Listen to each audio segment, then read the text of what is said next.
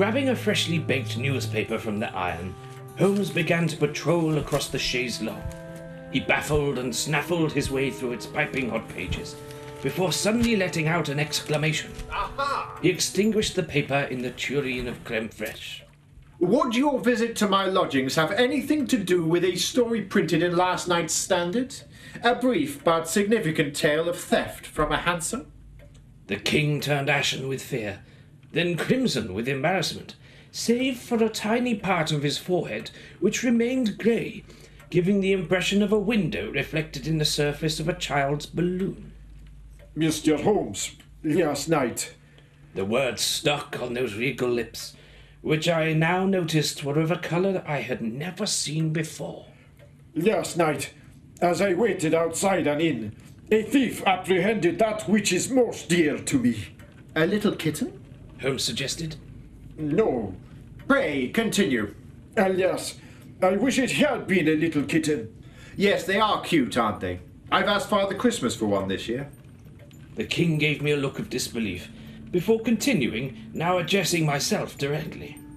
On the back seat of the hansom was the heart of the crown jewels of Poland, the Red Star of Poznan. The biggest ruby in the world? I inquired, shocked at such a revelation. The king merely nodded his confirmation. A single translucent salt tear ran down his cheek, and then, to my surprise, ran up it again. Did you see or hear the assailant? Holmes solicited, retrieving his pipe from the tureen of creme fraiche, his every attempt to light it failing. The king looked up. Yes, he was dressed all in red, with a great white beard. He also had a sack full of parcels or some such, and although I did not hear his voice, his every movement was accompanied by the sound of bells. Holmes sprang forward. Sleigh bells? Alas! Get thee behind me, Santa! Not really. I would like to examine the cab, if I may. Well, I travelled here in it. It is parked outside. The handsome cab was indeed handsome, as it stood gleaming in the gloaming. Holmes sprang about it in quite an extraordinary manner. Hither and thither he went, always stopping and investigating some invisible clue. After nearly a half hour of this, he stepped out of the cab. Your Highness, there is good news and bad. The king and I waited expectantly. The bad news is that, whilst I know the identity of the brigand, I cannot guarantee that the Red Star of Poznan will be returned to you safely. And the good news? I inquired. I can officially eliminate Father Christmas from our investigation, I am most pleased to say. Indeed, had he been jailed, I would never have got my kittens. This I could not allow. I could see the king was becoming pale, and was afeard that perhaps my medical background may be called into practice. Holmes, I began, then do pray tell the name of the thief. Look here at the footwell. You see these fine dust traces? And this loosened matter? We nodded. Human skin. The result of an extreme psoriatic condition. It is not common for the epidermis to fall with such alacrity. And here, he said, moving to the other side of the cab, like an oyster in a hurricane. Uneven footprints, suggesting a severe limp. We are looking for rather a horrible creature, malformed and deplorable. Are you suggesting Peter Beardsley did it? The king asked. Holmes leapt from the hansom like a different oyster in a different hurricane. We must move quickly if we are to apprehend this miscreant. He beckoned us both into the cab, and we duly obliged him.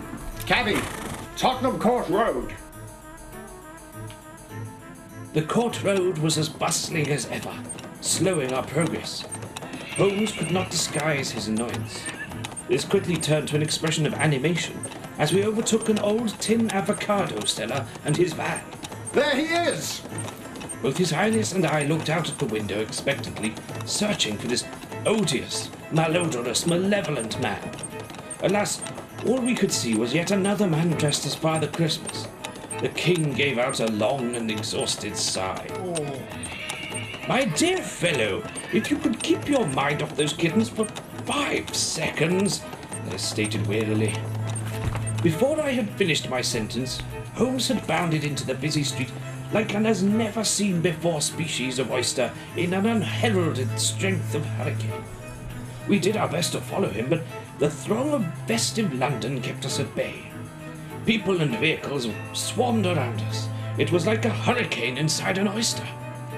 Finally, we found Holmes stood with Father Christmas. He had him in a half Nelson and a full-length Wellington. This, King Ludovich, is your thief. He pulled back the hood and tore asunder the beard to reveal a most unholy vision. A poor disfigured inveterate. His skin was flaking like a French pastry, and his features, whilst all present, were certainly not correct.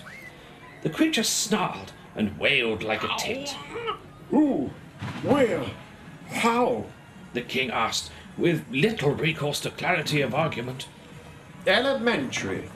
The deposits of skin we found in the cab were clearly those of a man in the late stages of leprosy. And fortunately, there are precious few with that condition fouling the fair streets of our capital. To be precise, I knew of just one such man.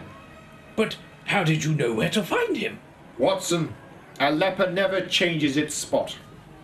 The king moved forward and grabbed the anti-Santa by his arm. Where is... His inquisition was broken off, as indeed was the leper's arm, as his highness had grabbed a little too firmly. Where is the Red Star of Poznan? A terrible snarl crossed the creature's face. I eat it, didn't I? It said. That is an unfortunate and somewhat surprising outcome to the matter. Still, it will pass. But Holmes, I exclaimed, we can't just let the matter... Oh, I see. It'll pass. Very good. The king turned to Holmes. My good man, you have saved the Polish royal family from a terrible embarrassment. You are indeed the genius I have read about in Dr. Watson's journals. As I've always said, there's no police like Holmes, I retorted. But to a more serious matter, Mr. Holmes, that of payment. You must name your reward for the sufferance of my suffering. Holmes stood languidly, giving no sign of the complex thought patterns and machinations that must have been spinning through his elegiac mind. His ears pricked like that of a noble stallion, and a broad beam emerged on his lips, closely followed by a broad beam, much to our astonishment. As it is the time of goodwill to all men, I will not ask of you a fiscal reward.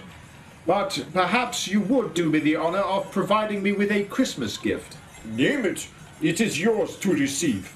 The king responded willingly. I'd love a little kitten.